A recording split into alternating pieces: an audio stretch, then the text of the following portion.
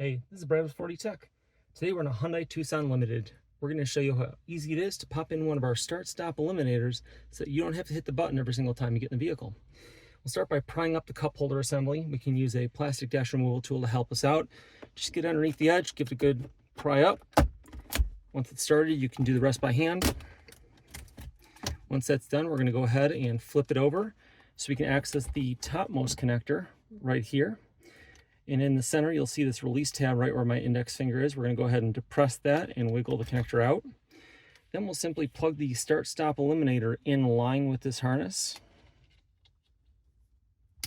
making sure that both ends are firmly seated and click into place. Then we'll simply tuck the wiring back down in and reinstall the panel. Now that that's complete, we'll go ahead and start the vehicle for the first time.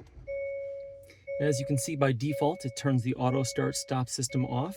It simply remembers whatever state you leave it in. So if we leave it off, next time we start the vehicle, it will retain the off setting. And if we turn it on, the next time we start the vehicle, it'll retain the on setting. Now you see how easy it is to pop in our start stop eliminators in the Hyundai Tucson Limited. This is Brad with 40 Tech. Thanks for checking out our video.